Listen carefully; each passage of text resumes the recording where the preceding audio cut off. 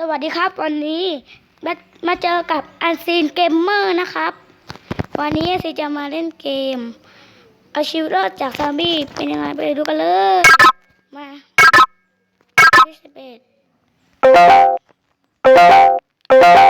ก่อนแบบเข้าเลยอุ๊ยเอาเลย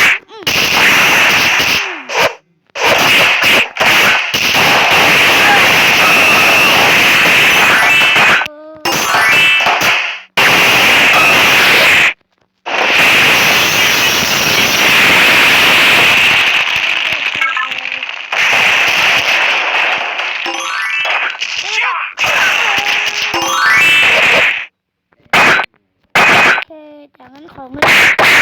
เงินมาแล้วก็เดินไปเดินไปนะ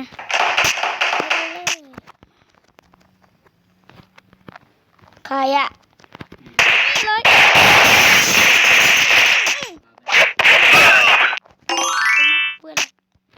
โอเคจากนั้นเอา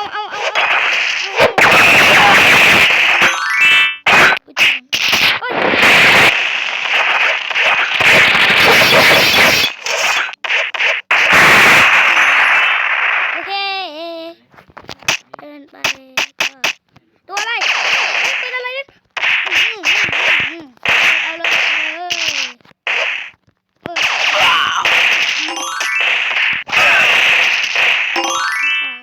อันซินได้คลิปแล้วยังได้แล้ว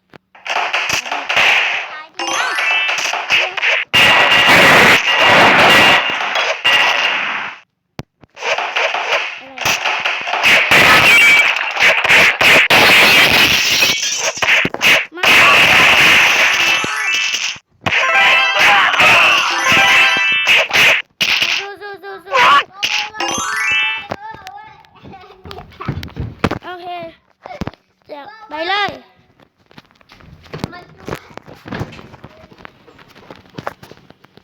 โอเค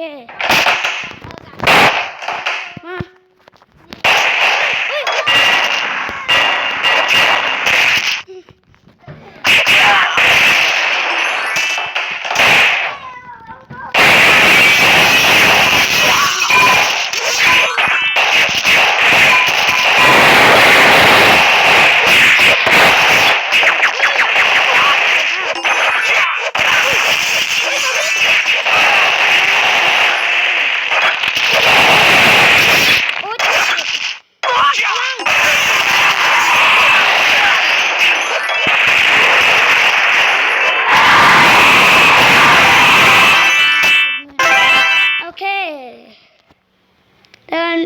เดินโอเคนะคะเอ้ยอะไรนี่ทุบเลย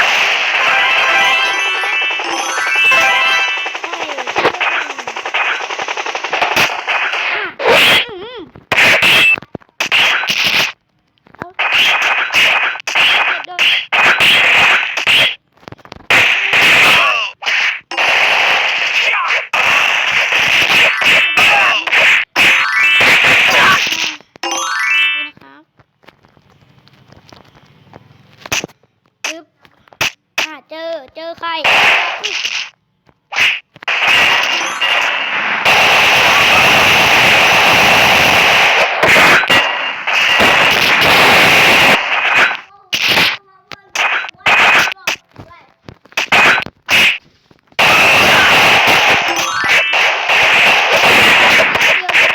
เดี๋ยวติดมาโอเคเจออันนี้แล้วก็เอาอะไรเอา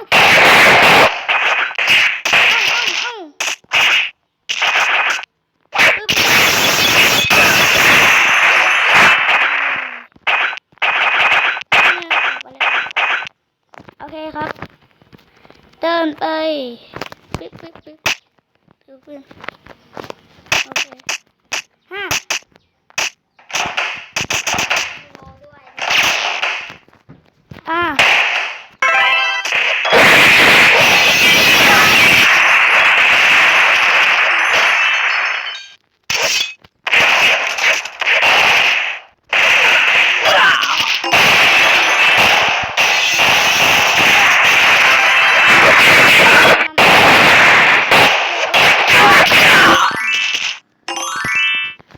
จากงั้นก็เดินไป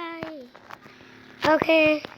นี่มีอะไรใช่ไหมเฮ้ยใครอ่ะเดี๋ยว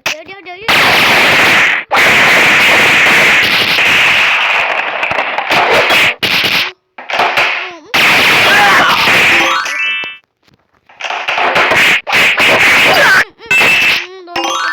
เลยอุ้ยเด็กกระโดดปืน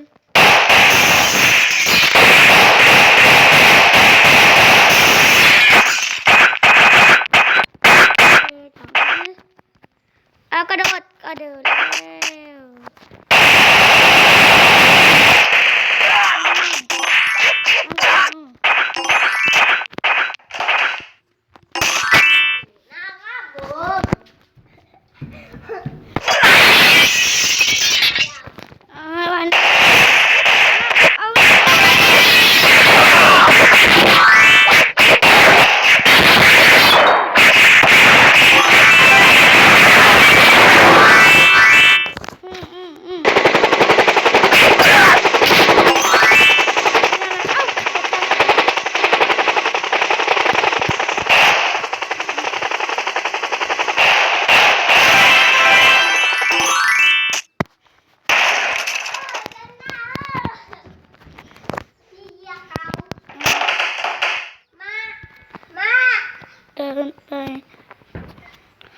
เจอ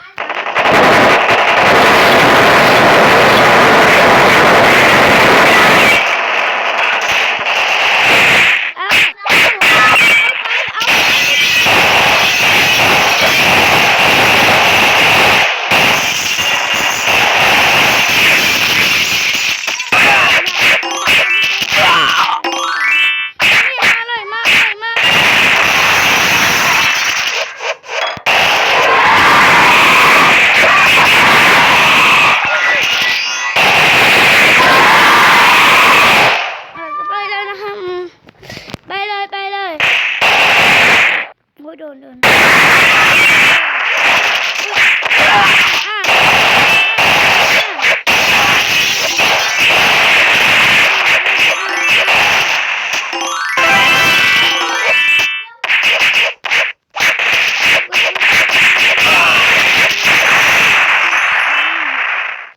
อุ้ยเจอก็โดนสิโอเคทางปลอมไปก่อนดิอย่างงั้นเนาะนี่จะเอา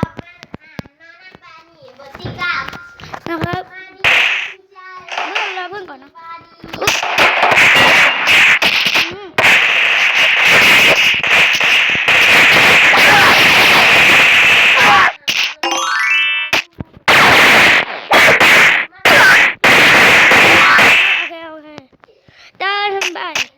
เจอศัตรูแล้วนะ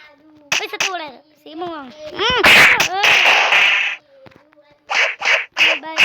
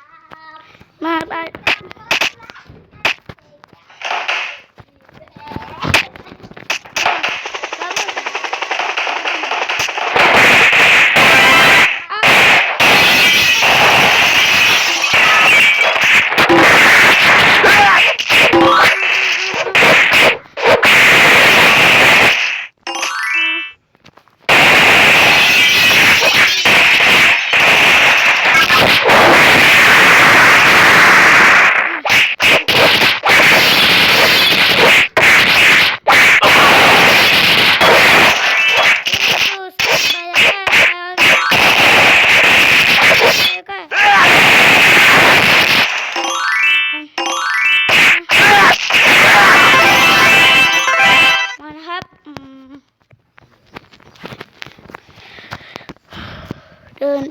ไม่เดินทำไมเดี๋ยวโอเคแล้วบ้านกันนะครับอุ้ยอะไรเอาใช่ปะ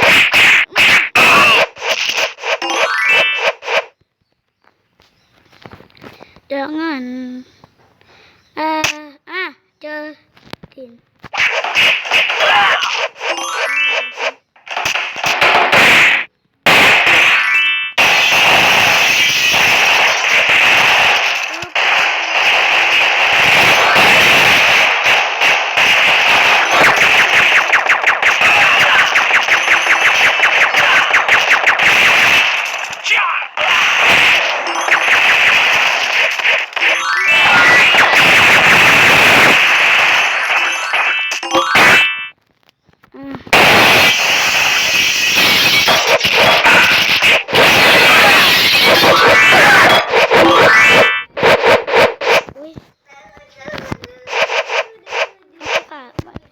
โอเคค่ะน้องๆวันนี้พี่ขอไปก่อนนะคะบ๊ายบาย ทำไมไม่กลับ